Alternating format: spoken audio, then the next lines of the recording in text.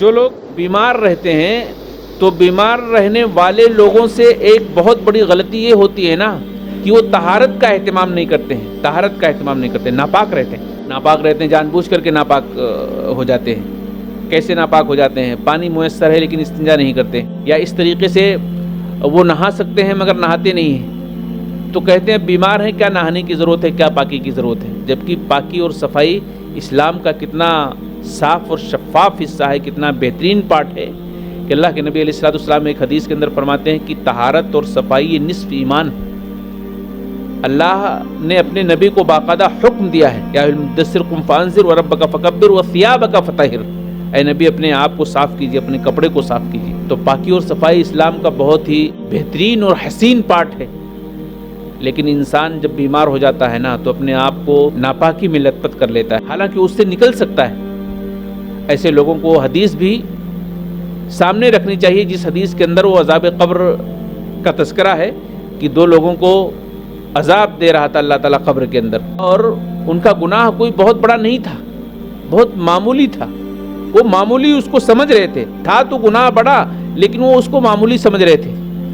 اس میں ایک کا ذکر کرتے ہوئے آپ علیہ السلام نے فرمایا وَأَمَّا الْأَوَّلْ فَلَا يَسْتَتِرْ عَنْ بَوْلِهِ، ایک کا گناہ یہ تھا کہ وہ پیشاب کی چھینٹی سے نہیں بچتا تھا، یعنی بدن میں اگر پیشاب آپ لگا لیتے ہیں جان بوجھ کر کے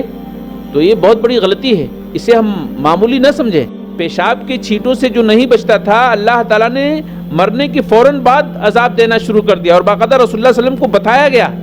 کہ اس کو عذاب ہو رہا ہے، اس لیے عذاب ہو رہا ہے کہ پیشاب کی چھینٹے سے نہیں بچ رہا۔ تو بیماری کی حالت میں انسان اپنے آپ کو ناپاک کر لیتا ہے، زیادہ تر وہ پیشاب اپنے بدن پہ کسی بھی طرح سے لگا لیتا ہے۔ ظاہر بات ہے پانی سے صاف نہیں کرے گا تو پیشاب کہیں نہ کہیں لگے گا، اس کو پوچھے گا نہیں تو پیشاب کہیں نہ کہیں لگے گا۔ تو ایسے انسان کے سامنے یہ حدیث رہنی چاہیے۔ تو میرے بھائیو، پاکی کا اہتمام کرنا چاہیے، پاکی کا اہتمام کرنا چاہیے۔ ہاں، اگر آپ واقعی پاک نہیں رہ سکتے، آپ جنبی ہو گئے، آپ ناپاک ہو گئے، آپ کے لیے پانی ٹھیک نہیں ہے، آپ کے بدن کے لیے مشکلات پیدا کر سکتا ہے، آپ کی بیماری بہت زیادہ بڑھ سکتی ہے، تو اسلام کتنا آسان دین ہے، کتنا آسان دین ہے۔ اس کے لیے کہا گیا کہ تیمم کر لو، یعنی آدمی کو غسل کی ضرورت ہے لیکن بیماری کی وجہ سے وہ غسل نہیں کر پا رہا ہے، تو اسلام نے اس کو یہ حکم دیا ہے کہ تیمم کر لو۔ وہ تیمم غسل کے لیے بھی کافی ہوگا اور وہی تیمم وضو کے لیے بھی کافی ہوگا۔ کتنا آسان دین ہے بتائیں آپ کا پورا بدن ناپاکی سے بھرا پڑا ہے لیکن آپ کو نماز پڑھنی ہے، آپ نہا بھی نہیں سکتے ہیں، کچھ ایسی حالت ہے کہ آپ نہا بھی نہیں سکتے ہیں۔ اسلام نے حکم دیا ہے کہ آپ ایک بار پاک اور صاف مٹی پر اپنی ہتھیلی کو اس طرح سے ماریں اور پھر اپنے چہرے کو اور اپنے ہتھیلی کو مل لو، بس